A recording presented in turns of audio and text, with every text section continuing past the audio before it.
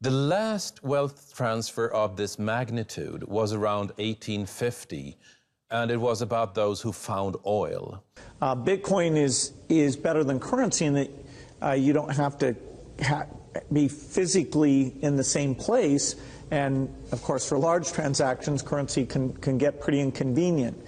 The customers we're talking about aren't trying to be anonymous. You know, they're willing to be known. So the Bitcoin technology is key, and you could add to it, or you could build a similar technology where there's enough attribution that people feel comfortable. This has nothing to do with terrorism or any type of money laundering. Now, you predicted Bitcoin's thousand-fold increase back in 2011, and indeed, from $1 in February 2011, hit a record high of almost $7,880 last week, then had a plunge and is back up again. Now, why does it keep growing, and is there any price limit for Bitcoin? Yes, there is a price limit for Bitcoin and cryptocurrency. It cannot displace more money than exists in the world. So there is an upper ceiling. But that upper ceiling, if you're just regarding Bitcoin as a commodity on the market, which I think it is, like any currency, can easily go to 1 million or more per Bitcoin. Now, it's important to remember that Bitcoin might not be the final cryptocurrency. Cryptocurrency will displace the central bank money. But with social networks, we had 6 Degrees, which was replaced by Friendster, which was replaced by MySpace, which was replaced by Facebook. So some cryptocurrency is going to be worth a lot of money. Which one? Well, that's a gamble. So what does Buffett not like right now? That would be Bitcoin. He says that Bitcoin right now looks a little bit tulip-like to him. It's not a currency. I mean, it does not meet the test of a currency. I wouldn't be surprised if it's not around in 10 or 20 years. Why does it not meet the definition of a currency? Well, because people say, well, I'll sell you goods in Bitcoins, but they change the price of those every time the price of the dollar changes in relation to Bitcoin. They're pricing off the dollar. They could say, well, I'll sell it to you in barrels of oil, but if every time the price of oil changes, they change the number of barrels you have to have. That's not, your oil is not the currency. At one point this weekend, you said that Bitcoin, and this was based, you were asked, Charlie said Bitcoin's like rat poison. You were asked about that comment, and you said, well, it's probably more like rat poison squared. Charlie went on in the meeting to then basically call Bitcoin turds. He is an expressive sort, isn't he? Maybe when he gets a little older, he'll mature. I just want to ask you about that because it sparked so much controversy, and particularly on Twitter and some of the places where you might expect people who are trading in cryptocurrency to be pretty loud about what they heard. What is it about Bitcoin that gets you guys so fired up? Well, when you buy a farm, you look at the crop every year and what prices are, and you decide whether it was a satisfactory investment. I mean, you look to the asset itself and what it produces for you. When we buy a business, we look at what the business earns and decide how we feel about it in terms of what we paid. But we are buying something that at the end of the period, we not only have what we bought in the first place, but we have something that the asset produced. And when you buy non-productive assets, all you're counting on is whether the next person is going to pay you more because they're even more excited about another next person coming along. But the asset itself is creating nothing. One of the interesting things, for example, is gold. If you go back to the time of Christ and you look at how many hours of labor you had to give up in order to buy an ounce of gold, and you take it forward to now, you'll find the compound rate maybe 1/10 or 0.2%. You know, and then you have to insure it during that time and make sure somebody doesn't steal it from you and everything. But it doesn't produce anything. And productive assets, you can pay too much for a productive asset. But I bought a farm in the 1980s, and every year look at how much it produced the way of soybeans and corn. And at the end of that period, I've still got the farm, and I've gotten some significant income off of it. Apartment house, operating business.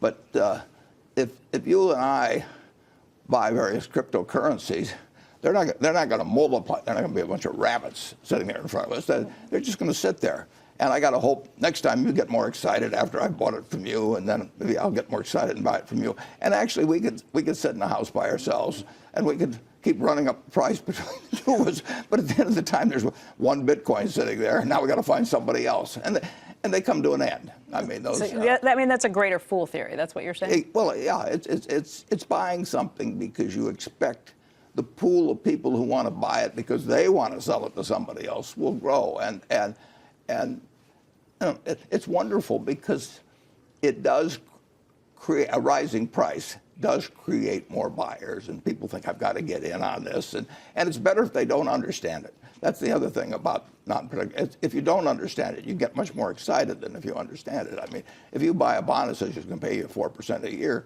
you're not going to get any pleasant surprises. It's just going to pay you 4% a year. But if you can have anything you want to imagine.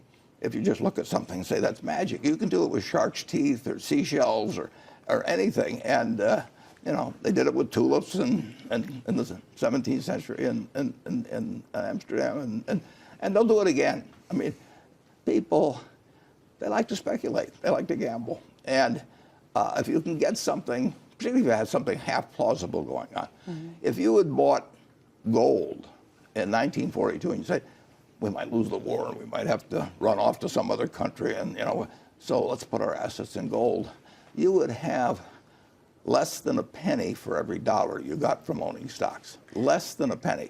Now, if somebody calls that a store of value, I mean, I think they're delusionary. Okay. Andrew has a question, too. Andrew. Hey, Warren, related to this issue of Bitcoin, you saw that Goldman Sachs just last week announced that they were going to create effectively a trading operation around cryptocurrencies and Bitcoin in particular. You've been an investor in Goldman. What do you think of their decision to do that? Well, they probably think that lots of people are going to get very excited about it. Well, and maybe already are, but they think there's money to be made trading them.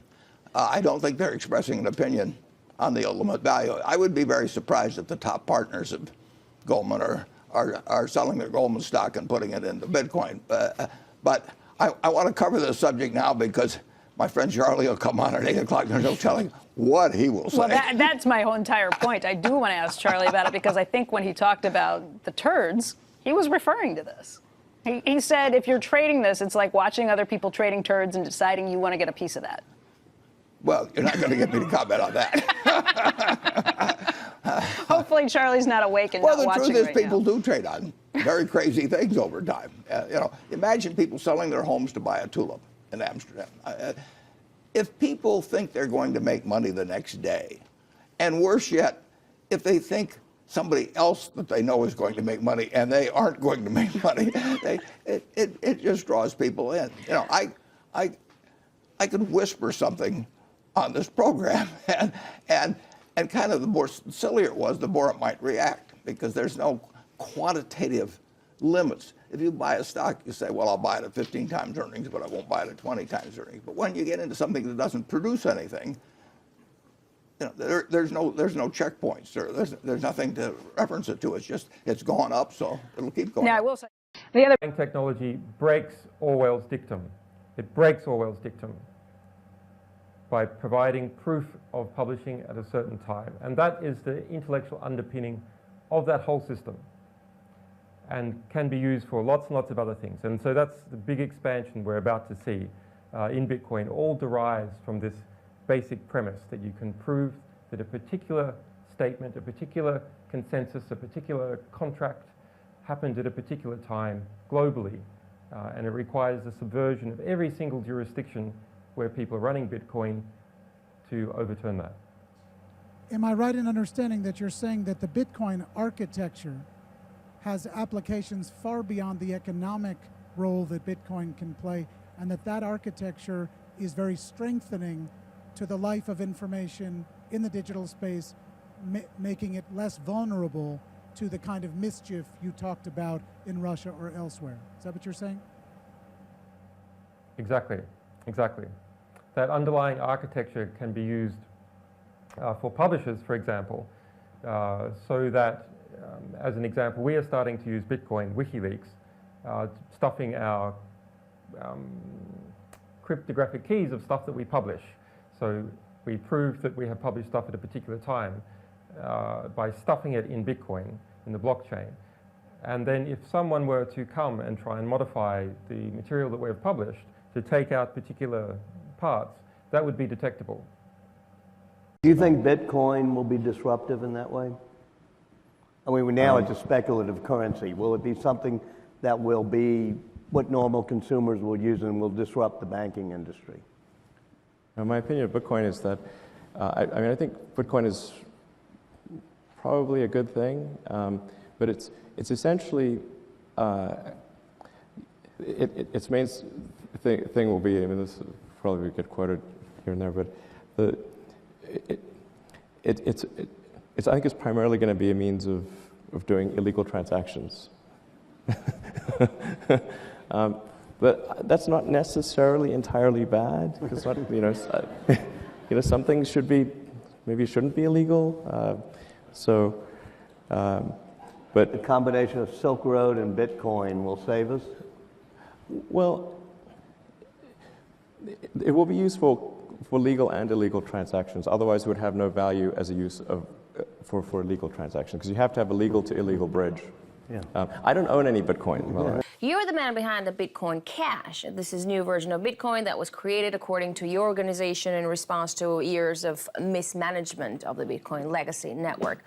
Is Bitcoin's decentralized nature its Achilles heel? Is it going to keep splintering because there will always be someone in the community who will be unhappy about the way it functions? A key aspect of Bitcoin is that it's permissionless. You don't need to ask anybody's permission to do anything. And this is key in the entire community, which is why I decided to publish a letter where I was chief executive officer without asking anybody's permission, as a way to illustrate that we're not asking permission. That's just part of our community. The person who's behind Bitcoin Cash would primarily be a French guy named Amaury Séchet, who started working on this, without asking anybody's permission. Now, you don't have to buy Bitcoins. You can mine them by using a high-powered processor like the one in a video card. And the gold rush is on. Here in Moscow, we already had a video card shortage. You literally couldn't find any in stores. Everybody was buying them up to furnish Bitcoin mining farms. But can Bitcoin really make everybody rich? No, Bitcoin cannot make everybody rich. Bitcoin right now is a huge wealth transfer to those who understand its implications early on. The last wealth transfer of this magnitude was around 1850, and it was about those who found oil. There's a huge wealth transfer going on right now where those who used to be poor, nerdy, geeky, sitting in their mom's basement, if you like, are suddenly the new millionaires. And that, perhaps more than anything, is going to have a profound effect on what the future of our society looks like. Because for the last 200 or so years, it was the people who found oil that decided where money went, what research was made. And when the geeks and nerds are sitting on that money and deciding what research gets made, it's not going to be a better diesel engine. It's going to be a better solar panel. It's going to be teleportation. It's going to be space travel. I think that's going to be one of the more profound changes happening here. A wealth transfer to an entirely new type of people. So can everyone jump on this bandwagon, or is it too late? Well, it comes and goes. I mean, I can't give financial advice, but if cryptocurrency fulfills its promise, and there is no indication it wouldn't, then the equivalent of one Bitcoin needs to be in the $2 to $5 million range. But at that point, it doesn't make sense to measure it in US dollars anymore, because the US dollar won't have any measurable value. So it is absolutely not too late, just like it wasn't too late when Bitcoin was at $3 or at $30 or at $300 or at $3,000. But this is a very high volatile instrument. This is a really risky investment. And if you're asking me whether somebody should invest, then the answer is nobody should ever invest more than being capable of losing every single last cent of it. Goldman Sachs CEO Lloyd Blankfein says Bitcoin may be another bubble, just like that of the dot-coms. And JP Morgan's Chase CEO Jamie Dimon compares cryptocurrency to the Dutch 17th century tulip mania. Don't these men have a point? I mean, a bubble forms when there's public ignorance, and with Bitcoin, most people have a vague idea of what it is and how it works. I think you absolutely have a point that most people don't really understand what Bitcoin is. It is peer-to-peer electronic money. That means I have a phone here. I can use that phone to transfer money to a nearby phone or to a phone on the other side of the planet. The transfer is instant, it is practically free. Nobody gets to decide whether I can make that transaction or not, including financial authorities. And that in itself will mean a financial revolution. This is an extinction-level event for banks. Banks will no longer be a necessary middleman. And that's, more than anything, why I believe that this is the future of finance. Rick, anonymity makes Bitcoin obviously very popular, but it also enables crime. Just remember the notorious WannaCry ransomware attack this May. This can potentially make governments restrict Bitcoin trade substantially, and that would cause a drastic slump in its value. Do you think cryptocurrency can partially sacrifice its anonymity to ward off shady users? It is more traceable than any money that came before it, because every single unit of Bitcoin is traceable through its entire monetary history, through anonymous accounts, but once you de-anonymize one account, you can start unraveling where the transactions go. The second part of that question, which is more interesting, is that Bitcoin is a peer-to-peer currency. A peer-to-peer technology means that there's no middleman. Governments have been trying to stop peer-to-peer technologies since Napster, and they have been as completely unsuccessful as anybody could possibly be in that. So I don't see them being able to stop peer-to-peer currency either. Which leads me to the last observation, that since there is no middleman, there is nobody giving permission. When I'm buying a bottle of water with a credit card, somewhere in the background is a bank giving me permission to buy a bottle of water with a credit card. And that is a horrifying thought, because that means that the bank can also deny me permission to buy a bottle of water. Nobody thinks of this, but it's there. With Bitcoin, this is not true. There is nobody needing to give permission in the background. There's nobody who gets to say no to a transaction. No money can be forced. No money can be seized. And here's the big problem for governments in the future. Taxes can no longer be forced. I get all the 3 points that you've said. Like before, you said it's traceable. With WannaCry, we know where the ransom money is going, but the accounts themselves are anonymous. But if we know that there is an account with ransom money extorted from ordinary users in it, shouldn't we have the ability to freeze an account and take it back? No. Why should you?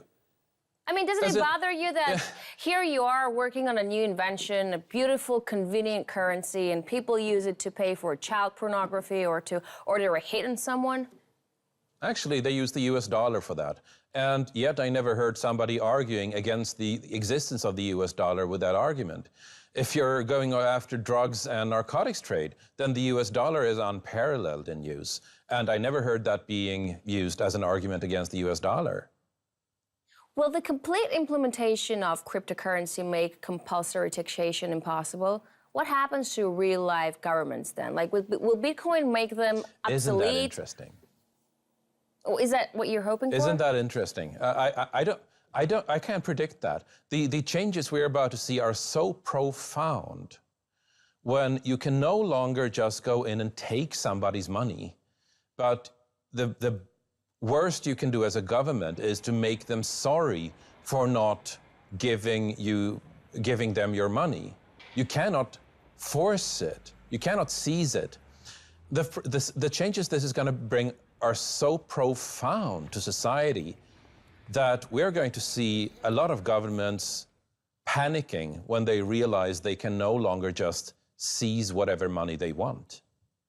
We'll take a short break right now, and when we're back, we'll continue discussing what's behind the meteoric rise of Bitcoin with Rick Falkvinge, founder of the Swedish Pirate Party and cryptocurrency evangelist. Stay with us.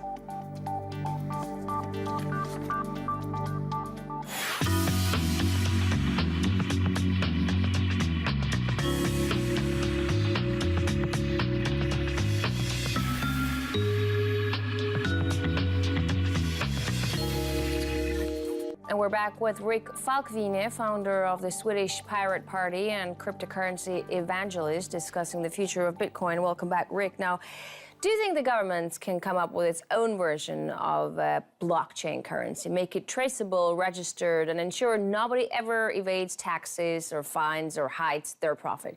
I know banks are trying those. Citigroup, for instance, is definitely doing it right now. There are governments trying, there are banks trying. There was this sort of mantra or cliche last year and the year before last that it's not about Bitcoin, it's about the underlying innovation of Bitcoin called the blockchain, which is a solution to a really hard problem. As in essentially, how do you make sure that a lot of people are agreeing on everybody's account balances? Because there's obviously an interest in somebody saying that, no, I have more money, and everybody else needs to not agree with that. Governments and banks don't really think in this way. Banks think that they can start a blockchain technology and then issue more money down the road. Governments think that they can start a blockchain currency and issue more money down the road. But the whole point of a blockchain technology is that you are trusting in the mathematics and not in the issuer. In this way, a blockchain currency versus a central bank currency is a lot like open source software versus proprietary software like Apple Mac OS or Microsoft Windows. It took 30 years, but in the end, pretty much every single computer web server is running an open operating system.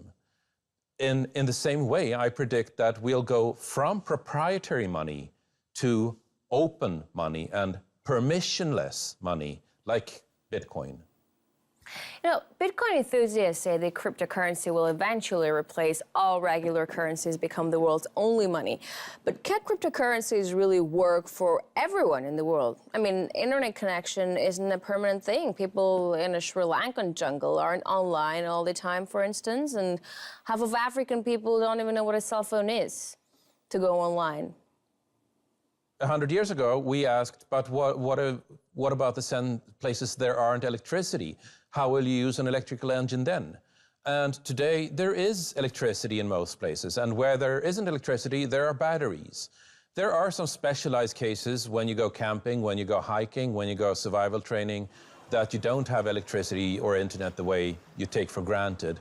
But overall, I don't see it as a long-term concern that you won't have access to the internet, because just as we speak, there's a network of satellites being planned to put the internet on every spot on the globe. A top Deutsche Bank strategist says the current monetary system is too unstable and prone to high inflation, so that it's doomed to fail. Will cryptocurrency fill in the vacuum if that is so? I mean, how will it change banking? I think you're spot on there. The European Central Bank is used to print 80 billion euros per month, just propping up a gigantic bubble happening right now. It doesn't do that anymore. It just prints 60 billion euros per month. The US Federal Reserve was printing trillions of dollars, inflating the money supply. We know how this ends. Once a government starts printing money to pay off its own debt, the story doesn't have a happy ending anymore. It just doesn't. History is brutal on this point. So cryptocurrency doesn't really need to replace the US dollar, replace the euro. It just needs to survive while those behemoths collapse under their own weight. And that, when it happens, it's going to go fast. So will the widespread use of cryptocurrency while promising a new level of liberty actually discriminate older generations? I mean, it won't be easy for older folks to get used to this complicated digital stuff, right?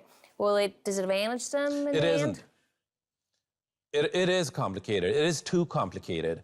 It is not usable enough. It is not usable enough at all. And I agree that this has always been something of a problem, that in the 1920s, when households were electrified, there was a training curve where older folks were being shut out from all these new electrical appliances because they had to relearn so much. When computers arrived, it was the same thing. When smartphones arrived, it was the same thing. There's always a problem where a younger generation needs to take responsibility for, if you like, introducing the elders to the ongoing changes of society. Fortunately, there's usually somebody in every family who does that. But the concern is absolutely valid. The first time Bitcoin was used to pay for a real service, it cost a user 10,000 Bitcoins to get 2 pizzas. Now, Yes. that is worth Yes. $70 Very million, expensive pizzas. right? I mean, $35 million per pizza. I wonder if that man really wishes it cooked at home. Cash is backed by theoretically gold or the government's ability to pay debts. Where do all these insane values come from in Bitcoin? What's backing a Bitcoin? Like any commodity, it has value because of 2 simple characteristics. It is useful and it is scarce, meaning that there's not an infinite supply of it. It is useful because I can use it to transfer value to Malaysia on a Sunday without anybody interfering with that transmission. And it's finite because there's only ever going to be about 21 million Bitcoin. Those 2 things make it valuable. Not that it's backed by a government, because it isn't. You know, there have been In many... that way, it's kind of like gold. There have been many cases of Bitcoin theft.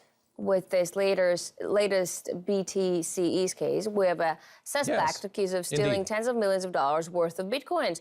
Is it not really safe to keep your investments in it? I mean, considering that the hype about its rising value surely attracts hackers like flies to honey. Bitcoin has that problem. I mean, it's really hard to store your Bitcoin securely. It is a really hard problem that has not been solved. Some of the best solutions involved specialized hardware that you keep on your wrist. Some other solutions involve opening up a laptop and taking out the Wi-Fi circuits, making sure it cannot ever connect to the internet and so be infiltrated from the outside. This is hard today, but it is going to become usable. These are really hard problems, and everybody in this community knows that whomever solves it first is going to become really rich, as in insanely rich. And so there's a lot of money being thrown at this problem. That's a good incentive to stick to the Bitcoin business. Isn't it? But you know what? It's not just the hackers that have a problem. There was a famous case of a wire editor forgetting the PIN code from his Bitcoin wallet and using hackers and even a hypnotist to retrieve it. I know it sounds funny, but isn't it a little harsh on people? I mean, how can it so easy to lose access to something you own? That can't happen to my wallet or bank account. Well, it absolutely can happen to your bank account. Ask the people on Cyprus when their bank savings were confiscated to bail out the government's bank. Ask any people in, say, Argentina, or for that matter, any person in South America, how safe their bank holdings are. They're not. They're Okay, just but not. now, okay, maybe it wasn't a good example, but the whole bank business is still really tied to whatever crisis is going in the country. But you're saying the advantage of Bitcoin is that it is not tied to anything that's going around it in the world, right? So how come it's so easy to lose access to it? Something that you own just by forgetting a PIN code, just by forgetting a PIN code. It is data. It is data. You can think of it as a file, if you like. If that file gets into somebody else's hands, then you lose your money. If the hard drive with that file on it gets destroyed or corrupted or just dies, then you lose your money, which is why this problem is so hard, which is also why a lot of people are working on it. But Bitcoin and cryptocurrencies are just in their infancy. This problem is going to get solved, just like every single technical problem before it that had so much promise but hadn't yet hit usability. We were there with streaming video for 10 years before YouTube hit in 2006. We were there with blogging for 10 years before WordPress and Typepad hit. We were there for about 10 years with file sharing before Napster hit in 1999. These things take about 10 years before somebody hits the right usability key. And remember, this is a technology that was devised in 2009. It's possible that if we're looking at a possible mainstream breakthrough around 2019, 10 years from then that the company founding, the company who makes this breakthrough has not even been founded yet. How likely is it that Bitcoin becomes obsolete? I don't think it will become obsolete. I think if it faces a contentious hard fork, this is an example of things to come. Bitcoin will be attacked. It will be attacked through its mining. It will be attacked through the network. It will be attacked legally. It will be attacked in every possible way. If you don't think Bitcoin's going to be attacked, you've misunderstood what this is about. You don't go and poke a $20 trillion industry and go, hey, we're going to disrupt you. And then wait for it to roll over, right? This is offensive to a lot of governments and a lot of very, very rich institutions. And there are a lot of people who don't want to see Bitcoin succeed because it's decentralized. And they're going to attack every aspect of it. Every aspect of Bitcoin will be attacked. So if a fork happens, we get to learn what happens when a fork attack occurs. And we learn how to defend against fork attacks. Make no mistake, anybody who walks into this thinking that a fork will be unopposed is going to very quickly discover that this will be a battle on all fronts. Day one, we've achieved 51%. We are now going to fork Bitcoin. Kind of seems like, hey, shipping date is here. Our work is done. Your problems are just about to begin, my friend. You launch a 51% attack, that means you are 7 blocks ahead every 24-hour period, if you can sustain it. But inevitably, the two sides are going to attack each other. They're going to attack each other on the network. They're going to attack each other with denial of service attacks. They're going to attack each other with hash rate. They're going to attack each other publicly, privately, anonymously, and not, in every possible way and immediately. Every bug in the software will get poked and then poked again. And if you try to fix it, you'd better write that code well, because if you put another bug in, that's going to get poked too. And then it becomes a battle about who has the best software development team and how quickly they can maintain that code and keep uptime, because that race is only 7 blocks wide. I don't think some of the people who are threatening to do a hard fork at 51% have thought clearly about the implications of what happens immediately afterwards. This is not going to be an easy game. It's going to actually allow Bitcoin to test all the possible attack scenarios on nodes, on networks, on relay networks, on hashing, transaction malleability, replay transactions, and everything else. What will come out of that? Probably a Bitcoin that's worth a lot less. Or, in my view, a technology that's worth a lot more because it's battle-hardened. when it comes out of that, it will have survived its first fork attack. And we will know a lot more about what happens in highly contentious fork environments. Ethereum taught us a lot, but it didn't teach us much about a highly contentious fork. The fork was initiated by the main development team, which had more than 80% of the hash rate on their side. The other thing to remember, and I think this is important, there's a lot of people who say, if Bitcoin stumbles, it's going to be overtaken by one of these other currencies. It's very important to not mistake smooth sailing for good sailors, right? In order to have scaling problems, you first need to have scale. In order to have governance problems, you need to have a controversy to govern over, right? And everything's hunky-dory kumbaya until you have $20 billion on the table, and then the long knives start getting sharpened.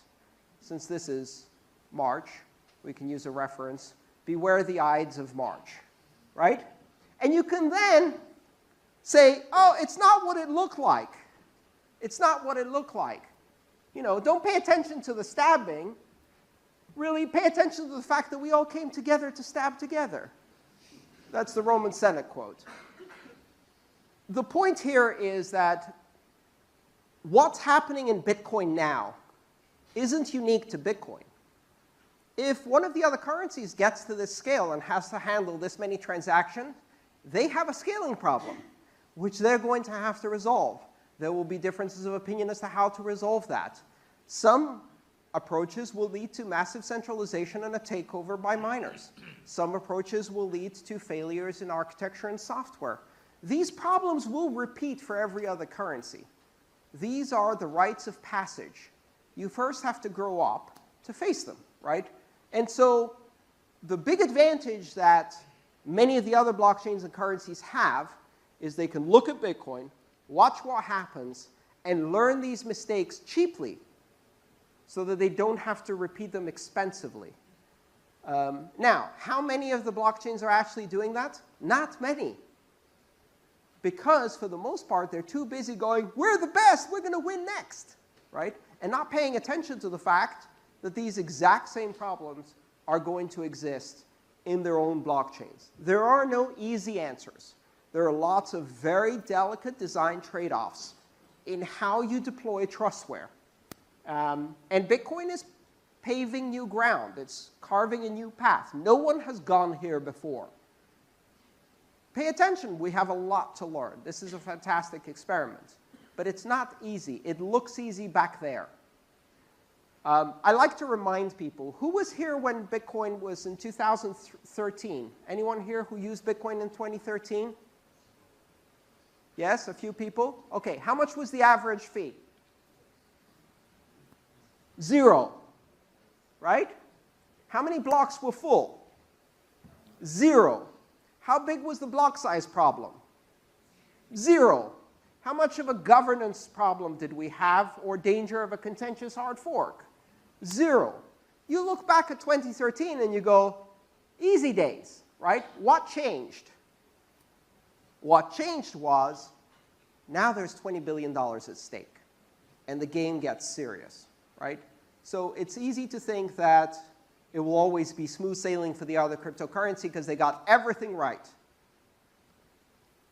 That's not going to be the case. Cameron, I want you to explain Bitcoin for us. I mean, there are some people out there who they don't understand what Bitcoin is. Yeah. I went to the florist the other day, and the woman said to me, "My son is loving Bitcoin. He's making all this money. I don't know what it is, but." So, tell us why why you initially got into this business and what Bitcoin is. So we think Bitcoin is gold 2.0. It's a store of value. So today it's about a $300 billion market cap. Gold is at $6 trillion. So we think it could very well go up another 20 times from today. We've been saying this since when Bitcoin was a $1 billion market cap.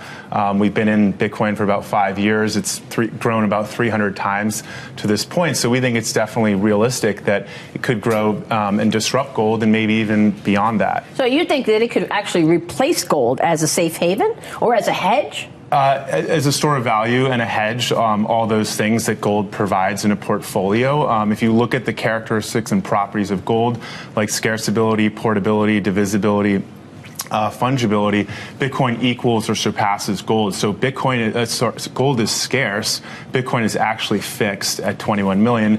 Bitcoin's divisible to 100 million pieces. It's way more portable. It's a 24/7 market. I can send Bitcoin to you on your phone right now or anywhere around the world. It's very easy to move. What happens when I want to get out, when I want to cash in my Bitcoins and I want dollars? Well, that's easy. You go to Gemini.com. We are a New York trust company. We've been building Gemini for 4 years so that you can go and sign up and buy and sell and store your Bitcoin in a safe, regulated manner. We are the same licensing structure that companies like State Street and Bank of New York started out as trust companies over 200 years ago. So we've taken sort of one of the oldest licensing regulatory frameworks and married it with one of the newest technologies in the world. It's not easy to do, but that's what we've been working on doing, and we think that's why SIBO was excited to work with us and price these Bitcoin futures with the Gemini price. When I look at the dollar is backed by the full faith and trust of the U.S. government, the Treasury. What is Bitcoin backed by? Just Gemini? So Bitcoin's, no. Gemini's a company on top of Bitcoin. Bitcoin's backed by cryptography, mathematics, and one of the largest computer networks in the world. The dollar being backed by the U.S. government, a lot of people would cynically say that's injecting counterparty risk. If a government's collapse, currencies or average lifespan is 27 years. Bitcoin's more like a gold. Gold's been around for thousands of years. So as long as this math, persists and the security of cryptography that's never been hacked on Bitcoin, and as long as the network and people continue to believe in it the same way they believe in United States as a country or gold as a commodity, then Bitcoin will have value. It's also open source and it can evolve and grow over time. So the Bitcoin, when we first got into Bitcoin, is a very different source code than today. Obviously the fundamentals and the rules are very similar. There's always been 21 million, it's fixed. Gold's not fixed.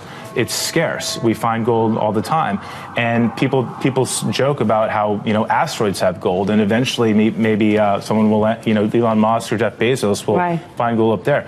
Bitcoin's actually fixed. So I don't think you have to totally understand Bitcoin to use it, to buy it and invest in it in an asset class. Similar to most people don't understand how email works, but they use it and they get the benefits of email. So, we've been learning for the past 5 years and we'll continue to learn about Bitcoin. But I think the easiest way to think about Bitcoin is really to analogize it to gold. That's a very good framework of thinking about it. You think this is a currency that's really going to work eventually? Well, I think it is working, and there will be other currencies like it that may be even better. But in the meantime, there's a big industry around Bitcoin, and people have made fortunes out of Bitcoin. Some people have lost money out of Bitcoin. It's volatile. It's volatile. Yeah, but it is quite volatile. But when in volatility, people can make money out of volatile situations. Why was it important for you to give it sort of that stamp of approval, that endorsement, by saying to the Winklevoss twins, yes, you can pay for the ride with Bitcoin? Because I'm not foolish. I mean, if people have got lots of Bitcoins and they want to go to space, I'd much rather they spent that money on our spaceship. Whether I keep the Bitcoins is another matter, but I'd much rather they spent that money on a Virgin Galactic spaceship than on, Elon will be sending people to space one day on Elon's spaceship, so we'll grab the money while it's there. If you ask what are the things where there's, what's very charismatic and that people are not paying enough attention to, I think there are these pockets in biotech that I find like that. The one other one that I've been looking at a lot more have been the cryptocurrencies, and while I'm skeptical of most of them, I do think people are a little bit are maybe underestimating Bitcoin specifically, because it's like a reserve form of money. It's like gold, and it's just a store of value. You don't actually need to use it to make payments. And it's been, there's about $70 billion worth of Bitcoin in the world. There's $9 trillion worth of gold. And if Bitcoin ends up being the cyber equivalent of gold, it has a great potential left. So it's a very different kind of thing from what people in Silicon Valley normally focus on. Companies, not algorithms or protocols. But this may be one exception that's very underestimated. Well, people question it, and I know there's been so much debate about Bitcoin, but they question it because what is it based on? I mean, you see that the dollar is based on, the trust of the Treasury, the trust of the U.S. government. What is Bitcoin based on? Well, the argument it's based on the security of the map, which tells you that it can never be diluted by a government. It can't be hacked. And it's a form of money that's absolutely that's secure in an absolute way. Of course, you could ask the same questions about gold. That's why I used the gold analogy. You could say, what is gold based on? Why is gold valuable? Well, it's a tangible asset, though, gold. It's a tangible asset, but it's also hard to mine. So if it was easy to mine gold, then it wouldn't be that valuable because we would just have way more gold. So Bitcoin is also, it's mineable like gold. It's hard to mine. It's actually harder to mine than gold. And so in that sense, it's more constrained. And so, yeah, there are a number of things that I think make it somewhat similar to gold. And then the question is just, does this become more widely? And it's anonymous, right? I mean, that's one of the beauties of it. You can be anonymous using Bitcoin. Yeah, it's half anonymous, half not. So it's again this intermediate thing. There's a question whether that's right or not, but it's a bearer instrument. So if you have the Bitcoin, if you know the key, you can go anywhere. Most of the time, most securities are registered, not bearer security. So it's a very unusual kind of a security. Honestly, I'm not that big fan of Bitcoins. But I pay special attention to the cashless society, blockchain technology. Bitcoin, the thing I want to know is that what value, what things that the Bitcoin can bring to the society. But behind the Bitcoin, the technology itself, really very powerful. So my job and Alibaba Alipay's job is trying to making sure that the world will move into a cashless society. The society can make everybody equal, make everybody inclusive to get the money they need, and making sure it's sustainable, inclusive, and transparent. I hate corruption. I don't have opportunity, it's okay. But I don't want somebody through dirty way take away my opportunity. This is why we want a cashless society. But Bitcoin, we watch it very carefully. I will not say I'm a fan of Bitcoins. I'm always also as curious as you are. And I don't think I'm expert on that. I don't pretend I know. There's one thing that I want to share with all of you one day when you do business or do whatever. If you don't know, it's not shameful. But if you don't know, but you pretend you know, it is very shameful. I don't know about Bitcoins. There are two purposes of a currency. Is it a medium of exchange? And is it a storehold of wealth? Those are the basic ingredients. Bitcoin is not an effective medium of exchange by and large. If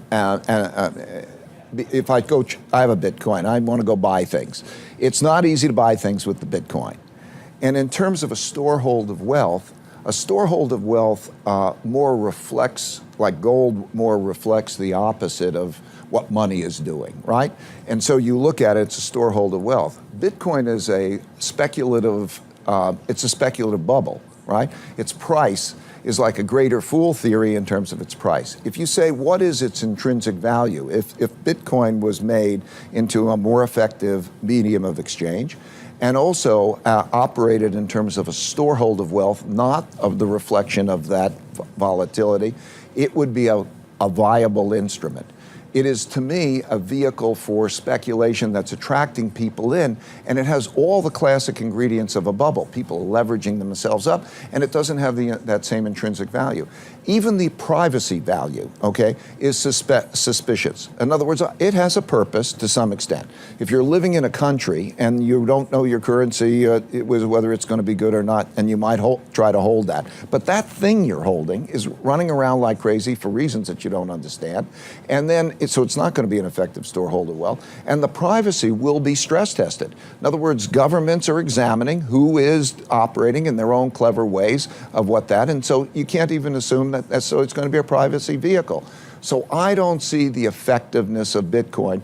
I could see cyber currencies and so on, but cryptocurrencies.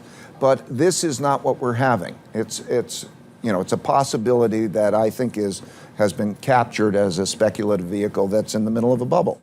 John, why do you think the word bubble cannot be applied to Bitcoin? Well, first and foremost, Bitcoin is not a fiat currency.